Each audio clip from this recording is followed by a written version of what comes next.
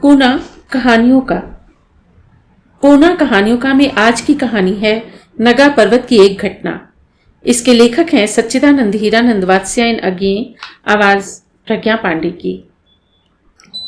मेरी समझ में तो समस्या इससे गहरी है। आप उसे जिस रूप में देख रहे हैं उतनी ही बात होती तब तो कोई बात न थी। कप्तान अर्जुन ने समर्थन के लिए कप्तान वासुदेवन की ओर देखा। हाँ, फौजी जीवन आदमी को इतना अनुशासनाधीन बना देता है कि फायर का हुक्म मिलते ही गोली दाग देता है। उचित अनुचित कुछ भी नहीं सोचता। यह तो कोई इतनी बड़ी बुराई नहीं है, क्योंकि ऐसा डिसिप्लिन तो हम चाहते ही हैं, और यह तो मानव का ही दोष है कि वह ऐसा करना चाहता है। मानव को मॉरल जजमेंट की हम चाहे जितनी दुहाई दें, असल में वह इतने गहरे मॉरल में नहीं है कि उस जजमेंट को दूसरों पर छोड़ने में खुश ना हो। उसके लिए यह जजमेंट का मामला एक गले में पड़ी आफत है, जिसे वह जितनी जल्दी दूसरों के गले डाल सके उतना ही अच्छा। इसलिए मैं कहता हूं कि आप समस्या को आसान करके देख रहे हैं। फौज का पेशा मानव में कोई नया ऐप पैदा नहीं कर देता। उसमें जो सहज दुर्बलता है उससे लाभ उठाकर चलता है। यह बल्कि ज्यादा बड़ी आलोचना है। यह क्या कम बात है कि 6000 वर्षों की संस्कृति से वासुदेवन, 6000 वर्ष ठीक है ना, पैदा हुआ नैतिक बोध 6 महीने की फौज ड्रिल से ही ऐसा पस्त हो जाए कि हम बिना सोचे समझे चाहे जिसकी जान ले डालें। नहीं, बोध बिल्कुल तो नहीं मर जाता। ऐसे भी तो केस होते हैं जहां फौजी गोली चलाने से इनकार कर देता है, जैसे सिविलियन पर या औरतों पर। आखिर वह नैतिक बोध ही तो होता है ना।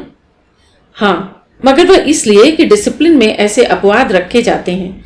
शिक्षा में दुश्मन की बात सामने लाई जाती है और आमतौर पर दुश्मन का अर्थ फौजी ही लिया जाता है, बल्कि सिविलियन शत्रु नहीं है, या कि उसे नरमी से जीता जाए, ऐसी भी शिक्षा दी जाती है।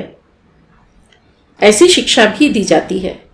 यानी आप कह रहे हैं कि अगर ट्रेनिंग में यह भी होता कि दुश्मन ही दुश्मन नहीं, दुश्मन के सिविलियन और औरत बच्चे भी दुश्मन हैं, तो उनको भी मारने में फौजी को झिझक न होती। बिल्कुल। और इस सभ्य लड़ाई में इसकी मिसालें भी कम नहीं हैं। जर्मनी में कंसंट्रेशन कैंपों में तो क्या नैतिक जजमेंट बिल्कुल मर जाता है? मगर मरता है या बेहोश भी होता है कि नहीं पता नहीं। कहे कि स्थगित हो जाता है या दूसरे पर टाल दिया जाता है, लेकिन फिर भी हार नहीं मानती।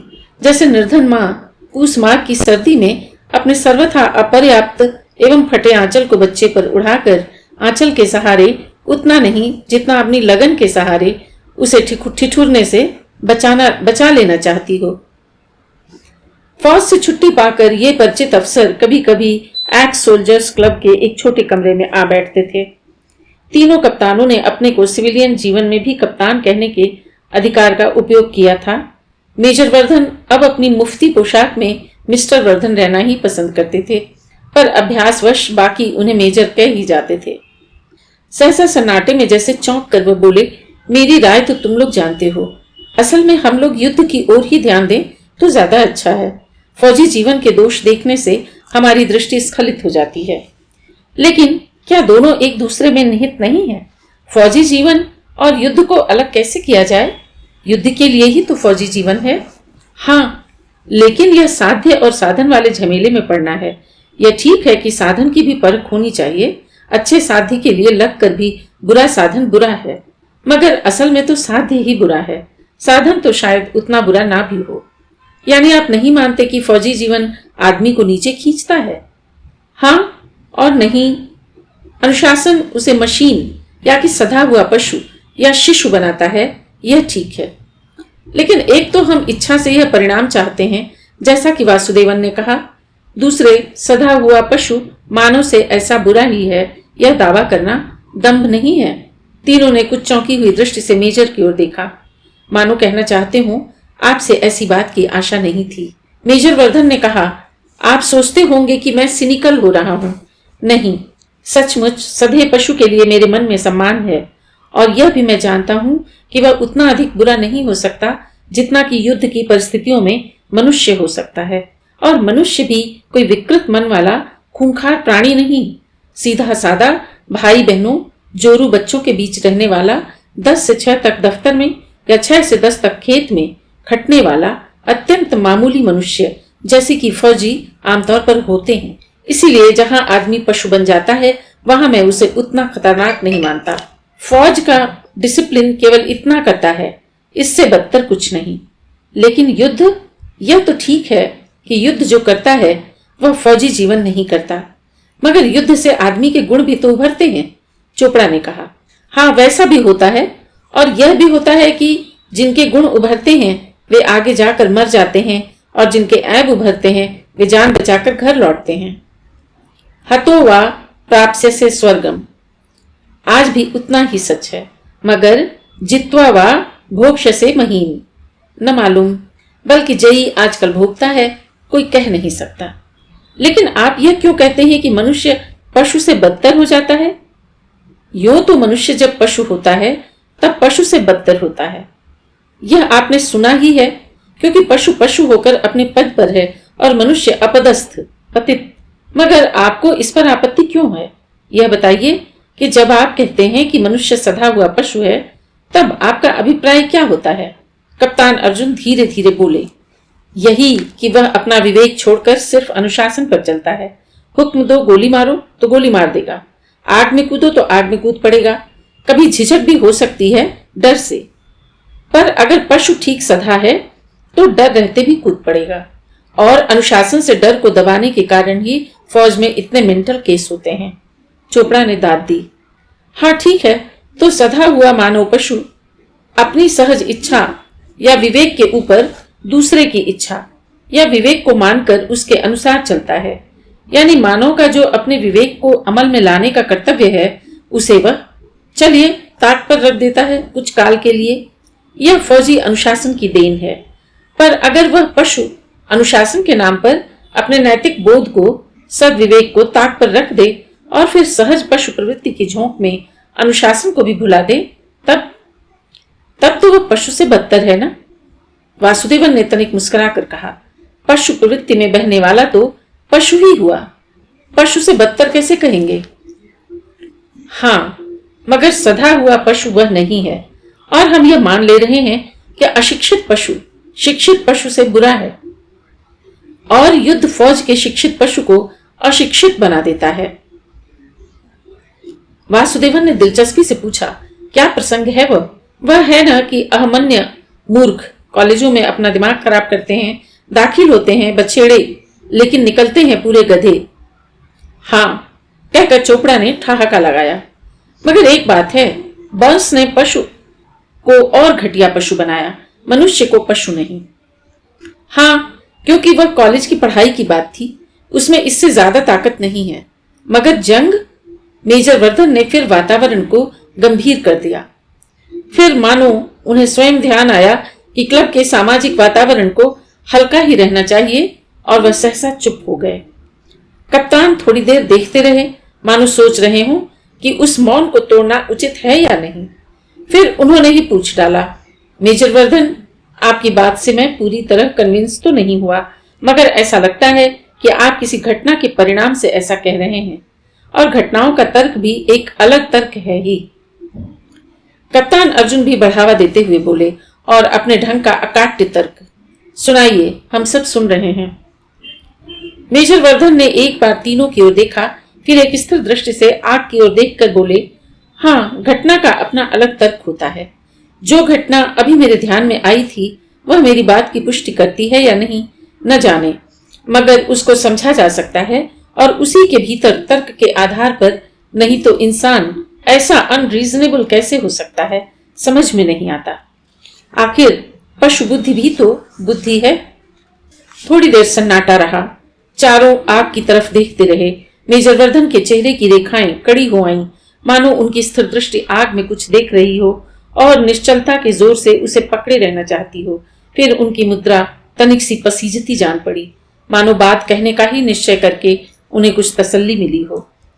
बात कोहिमा की है, यानी ठीक कोहिमा की नहीं, कोहिमा और जासीम के बीच के इलाके की, डीचिड के पास जो खुमनुबाटो का शिखर और जंगल है, वहीं की। मैं कोहिमा की इसलिए कहता हूँ कि मैं तब 33वीं डिवीजन के साथ कोहिमा और जुब्जा के बीच डिव हेडक्वार्टर में पड़ा हुआ था। और क्षण भर रुके, फिर कहने लगे, वासुदेवन, तुम तो आगे थे और अर्जुन तो दीमापुर में रहे। यह तो तुम्हें मालूम है कि मैं दीमापुर से इंटेलिजेंस के लिए आगे गया था। हाँ, वह तो ऐसा गुपचुप कुछ काम था कि हम सबको बड़ा कौतूहल रहा। फिर हमने सोच लिया कि कोहिमा के पार जापानी लाइन के पीछे जासूसी करने जा रहे हैं। यह तो हमें मालूम था कि नगा स्काउटों की एक टोली तैयार हुई है, और यह भी सुना था कि उसके कुछ जवान आपके साथ जाएंगे। हाँ, था तो गुपचुप ही, बल्कि जो बात बताने जा रहा हूं वह भी उसी दर्जे की है, टॉप सीक्रेट। और अगर यह मेरा या हिंदुस्तानी फौज का सीक्रेट रहा होता तो मैं शायद अब भी उसकी बात न करता। पता नहीं अब भी वह कहानी कहना फौजी कानून के खिलाफ है कि नहीं, पर जो हो सुनकर तुम लोग खुद तय करना कि आगे कही जाए या नहीं। मुझे तो यह बात अचानक ही एक अमेरिकन से पता लगी, हालांकि थी शुरू में वह मेरी ही बात। आप हमें भड़काने के लिए पहेलियां बुझा रहे हैं। नहीं, तुम्हें मालूम नहीं, उन दिनों जापानियों के साथ बहुत से आजाद हिंद भी शामिल हो गए थे। इससे अंग्रेजों के मन में बड़ा डर पैदा हो गया था। भेदभाव तो यूं भी था, पर इस डर से इंटेलिजेंस के बहुत से काम सिर्फ अंग्रेजों अमेरिकनों को सौंपे जा रहे थे, भले ही हिंदुस्तानी उसके लिए ज्यादा उपयुक्त हों। मैं भी जो नगा जासूसों के साथ गया तो मेरे साथ एक अमेरिकी कर्नल भी था, अमेरिकी इंटेलिजेंस का, जो जापानी भाषा भी जानता था। और हम लोग गए भी उस इलाके में जिधर सिर्फ जापानी थे। कोहिमा से उत्तर उधर सब ब्रिटिश अफसर थे। हाँ, तो इस इलाके में भटकते हुए मुझे एक बात सूझी। उधर का जंगल ऐसा दुर्गम था और अंगामी नगा जातियों के इलाके में ऐसी खेती पट्टी कुछ होती नहीं थी कि जापानी लोग लूट खसोट कर खाते रहें और टिके रहें।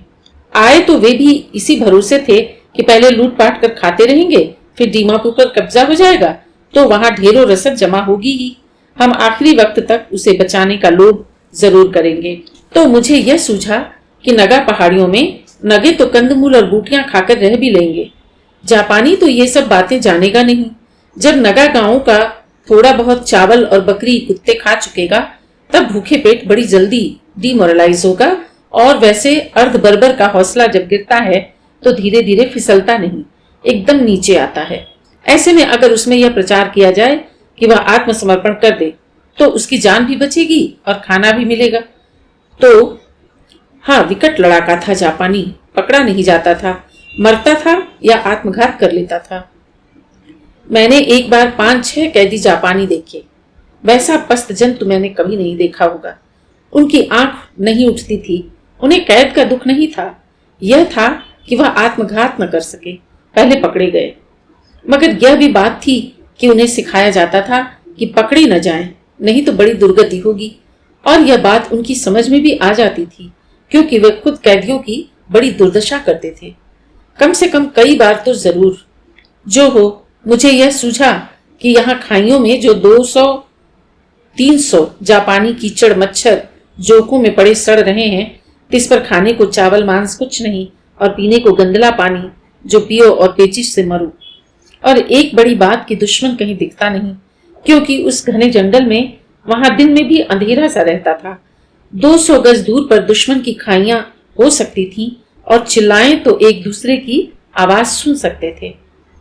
तो ऐसी हालत में अगर लाउडस्पीकर से जापानियों में प्रोपेगेंडा किया जाए तो शायद बहुत असर हो, हत्याकांड भी बचे। मुझे यह विचार ही उन जापानी कैदियों को देखकर आया था, क्योंकि उन्हीं से जापानी बुलवाने की बात सूझी थी। मगर कैदी क्या कभी राजी होते? यह तो कोशिश करने की बात थी। बाद में हुए भी। मैंने उस अमेरिकी कर्नल को अपनी योजना बताई तो उसने भी कहा कि कोशिश करके देखना चाहिए। उसने यह भी कहा कि उसके साथ 2 अमेरिकी सार्जेंट हैं, जो वैसे तो जापानी हैं मगर अमेरिकी नागरिक हैं और अमेरिकी फौज में हैं। ये लोग खुद भी ब्रॉडकास्ट कर सकेंगे और करा भी सकेंगे। और ऐसी तो कई जगहें होंगी जहां आमने सामने खाइयां हों। उसके प्रोत्साहन से मैंने योजना बनाकर दीमापुर में एरिया कमांडर के पास आगे GHQ के लिए भेज दी। फिर बैठकर प्रतीक्षा करने लगा कि आगे कुछ हो। हफ्ता हुआ, 2 हफ्ते हुए, 3 हफ्ते हुए, महीना हो गया। मोर्चा संभल गया, जापानी रुक गए। 33 डिव हवाई जहाज से जोरहाट पहुंचा और आगे बढ़ने लगा। सूने कोहिमा पर दोनों ओर से गोले बरसने लगे। कभी उनके जीरो आकर बम गिरा गए, कभी हमारे टैंक बढ़े तो कोहिमा के परले मोड़ तक बढ़ते गए, मगर मोड़ से मुड़ते ही पार की पहाड़ी से ऐसी जोर की गोलाबारी होती कि बस। तो हुआ यह कि बीच में कोहिमा कस्बे की पहाड़ियों पर न वे न हम, उधर परली पहाड़ी में ऊपर नगा बस्ती में जापानी, इधर जुब्जा के आगे को जंगल ढकी पहाड़ी पर हम। मैं यह सोचता रहा कि GHQ वाले इतनी देर कर रहे हैं, अमल करने का वक्त तो फिर निकल जाएगा। अंत में मैंने जनरल को कहा कि याद दिलावें। 1 महीना तो बहुत होता है सचमुच। रिमाइंडर का जवाब चौथे दिन आ गया। कहा गया कि यह योजना आइडिया ब्रांच को भेज दी गई है, वहां उस पर विचार हो जाएगा, हमें आगे याद दिलाने या पूछने की जरूरत नहीं है। यह खूब रही और 2 हफ्ते हो गए। अंत में मैंने समझ लिया कि मेरी योजना व्यवहारिक नहीं समझी गई। मैंने भी उसे मन से निकाल दिया। इस बीच उस अमरीकी कर्नल से अलग भी हो गया था। दीमापुर वापस बुलाए जाकर हमें किसी दूसरे और भी गुपचुप मिशन पर भेज दिया गया था और मैं 33 डिव के साथ कर दिया गया था, एडवांस के लिए इलाके की जानकारी उन्हें देने के लिए। 33 डिव पूरा गोरा डिव था। लड़ाके अच्छे थे, मगर नगा पर्वत के भूगोल और नगा जाति के मामले में बिल्कुल सिफर। लेकिन डिव का हरावल जब कोहिमा में घुसा और 2-3 दिन में मुर्दों को हटाकर उस मटिया मेट ढूहे में हमने किरमिच के बासे खड़े कर लिए, तो हमने पाया कि इधर दीमापुर से एक अमरीकी अस्पताली टोली आई और उधर से 20 नगा बांकों के साथ लिए वही अमरीकी कर्नल। मुझे मालूम हुआ कि वह पहले तो दीमापुर से रेल से ही मरियानी चला गया था, वहां से मोकोकचन की ओर से नगा पर्वतों में घुसा। पहले आया जासूसों के साथ, फिर अंगामियों के साथ और उधर से बढ़ता हुआ लोंगसा से दक्षिण को उतरता हुआ चिपोकेटामी से फाके किंगजूमी की ओर बढ़ा जा रहा था। खुई वी तक गया भी था, लेकिन उसके आगे की स्थिति स्पष्ट नहीं थी, इसलिए लौट आया। अब अगर 33 डिव कोहिमा के पूरब जसामी वाली सड़क से आगे बढ़ेगा तो बीच के इलाके का महत्व भी नहीं।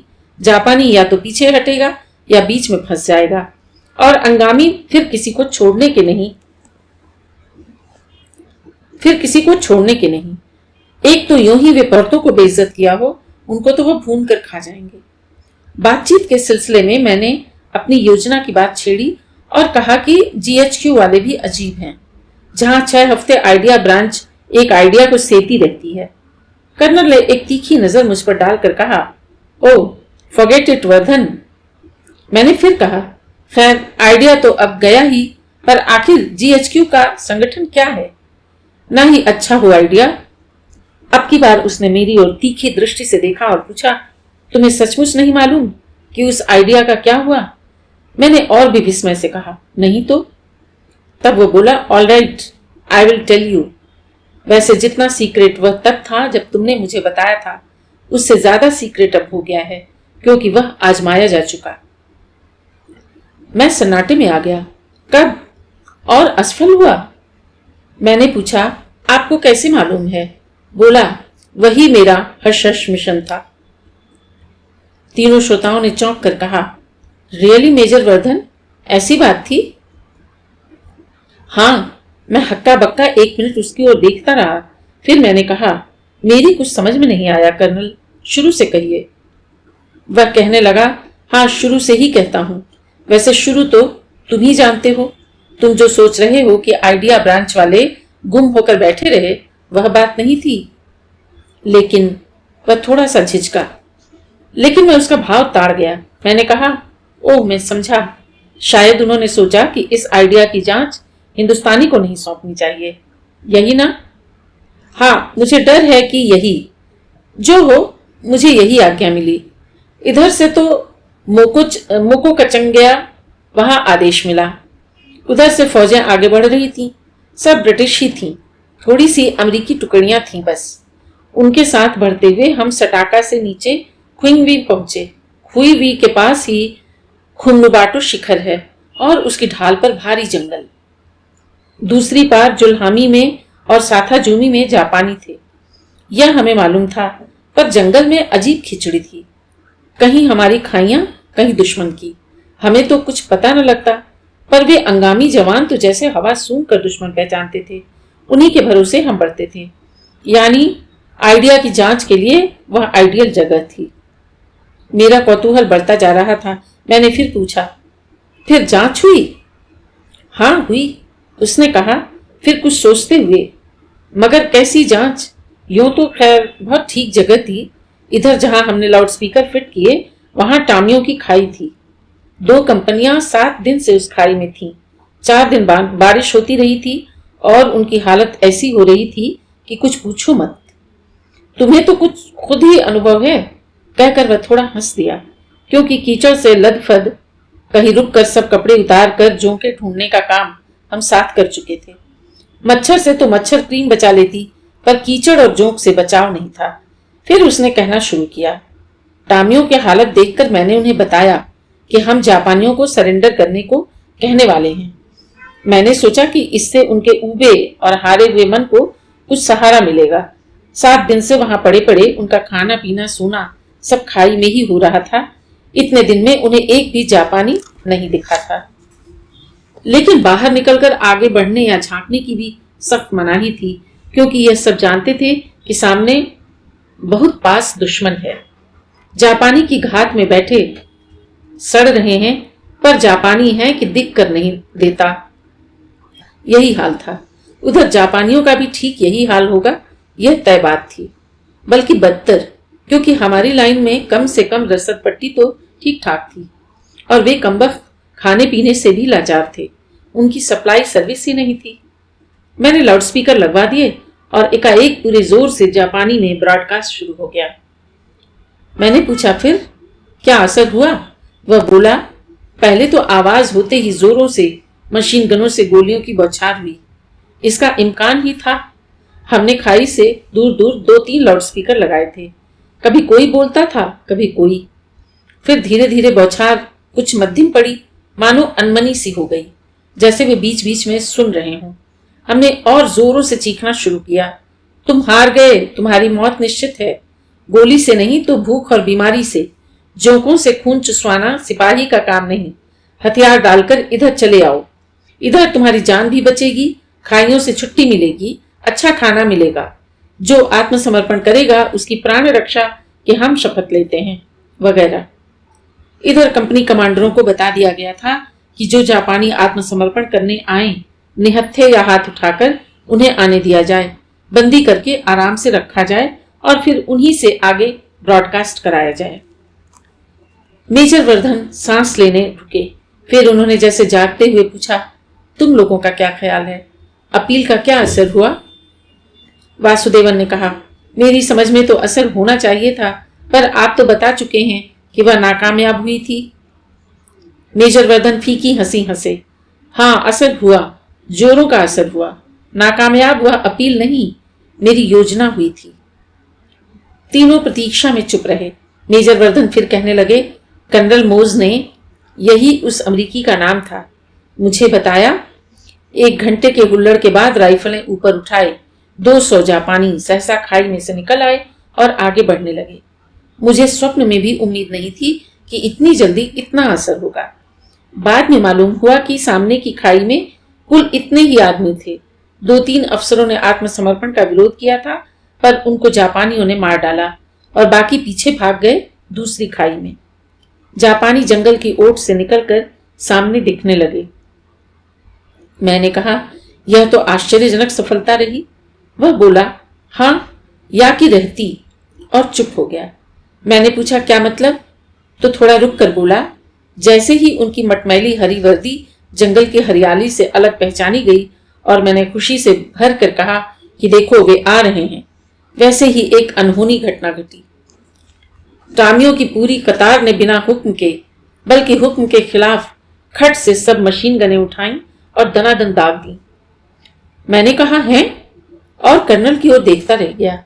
उसने स्थिर दृष्टि से मेरी ओर देखते हुए कहा, हाँ, शिस्त लेने की बात ही नहीं थी, पूरी कतार सामने थी।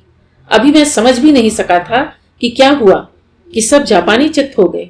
200 के 200, बहुत से तो एक सांस भी न खींच पाए होंगे।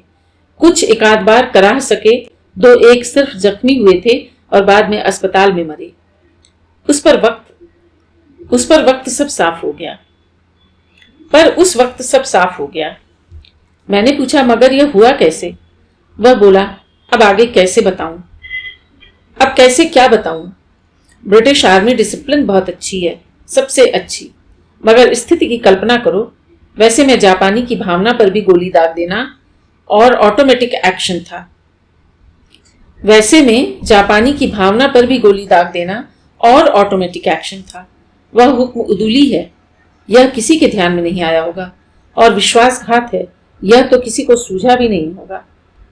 वह थोड़ी देर चुप रहा, फिर बोला, लेकिन इस तरह योजना फेल कर दी गई, दोबारा मौका नहीं मिला। हमने फिर भी कोशिश की, मगर विश्वास उठ गया था। हर अपील पर और जोर की बौछार होती। हमारे लाउडस्पीकर भी उड़ा दिए गए। हमारी रिपोर्ट पर कमांड से हुक्म आया कि आइडिया ठप्प है और इस प्रयोग का कहीं जिक्र न किया जाए। मैं सुनकर चुप रह गया। मेरे आइडिया का क्या हुआ था मेरी समझ में आ गया। मेजर वर्धन चुप हो गए। तीनों साथी थोड़ी देर तक प्रतीक्षा करते रहे। फिर वासुदेवन ने कहा, मैं सोचता हूं उन जापानियों के मन की क्या हालत रही होगी उस वक्त। अर्जुन ने बात काट कर कहा, उनकी ही क्यों, टामियों की मानसिक अवस्था भी स्टडी के लायक रही होगी। उस वक्त भी और फौरन बाद भी, जब उन्हें मालूम हुआ होगा कि अपनी बेवकूफी से ही लड़ाई कुछ और लंबी हो गई, या कम से कम उनकी मुसीबत। मेजर वर्धन ने कहा, हाँ, जापानियों के मन की हालत की कल्पना कम मुश्किल है, टामियों की अधिक मुश्किल। सहसा चोपड़ा ने कहा, लेकिन मेजर, अगर कहानी इतनी ही है तो इसका हमारी बहस से क्या संबंध है? वर्धन ने मानो बात न सुनी हो, अपनी ही बात के सिलसिले में वो कहते गए, लेकिन कल्पना ज्यादा मुश्किल इसलिए नहीं है कि हम टामियों के मन की हालत कम जानते हैं और जापानियों की अधिक, बल्कि इससे उल्टा। जहां ज्ञान कम होता है हम उसे ठीक ठीक जानते हैं, एकदम ठीक, अलजेब्रा के इक्वेशन की तरह। चोपड़ा ने आग्रह किया, यह तो और भी पहेली है, लेकिन हमारी बहस। मेजर वर्धन ने कहा, ओ हाँ, हमारी बहस। हाँ, जो जापानी आए थे पशु थे, सने हुए पशु। यंत्र की अपील थी, सुनने वाला भी यंत्र था। विवेक सोया या मरा या स्थगित, जो कह लो था। भूख, नींद, सूखे कपड़ों की आस, प्राणों का आश्वासन, ये उस पशु को खींच लाए। ठीक है ना? वैसी परिस्थिति में आत्मसमर्पण अस्वाभाविक तो नहीं है। वही तो एकदम स्वाभाविक है। इसीलिए तो मैं कह रहा हूं, पशुवत विवेक से परे। लेकिन टामियों का कर्म, वह तो सधे हुए पशु का नहीं था, उसे क्या कहोगे? सब थोड़ी देर चुप रहे। फिर मेजर वर्धन ने कहा, स्वाभाविक वह भी था, इसलिए पशु कर्म उसे भी कह सकते हैं, लेकिन अनुशासन से उसका कोई संबंध नहीं था, और प्राण रक्षा से भी नहीं था कि प्राण रक्षा वाला पशु तर्क वहां लगाया जा सके। यांत्रिक तो उस कर्म को कह सकते हैं जैसे आंख के पास कुछ आने से आंख झपकती है, हमारे बिना चाहे, वैसे ही यह भी अनैच्छिक। हाँ, और आंख के झपकने को आप डिसिप्लिन से नहीं दबा सकते, है ना? अगर इस तरह गोली दाग देने को आप उस लेवल पर ले जा रहे हैं, तब तो मुझसे भी आगे जा रहे हैं। मुझे और कुछ कहना नहीं है।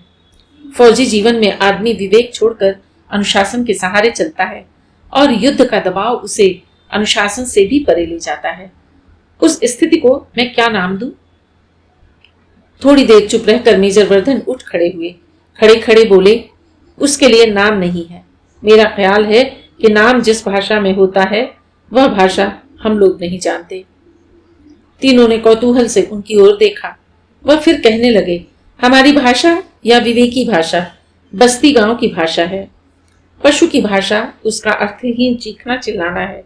उसमें अर्थ नहीं है, पर अभिप्राय हो सकता है। उस अभिप्राय को समझने के लिए हमें 2, 4, 6, 8 या चलो 20,000 बरस की संस्कृति को भूलना यथेष्ट है।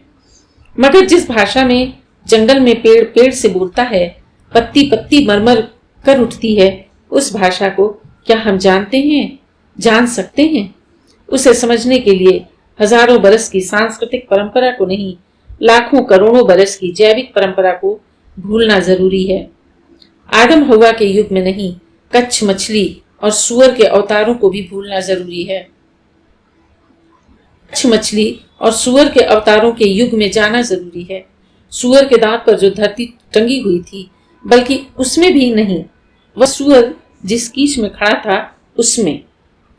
मेजर वर्धन का स्वर आविष्ट था।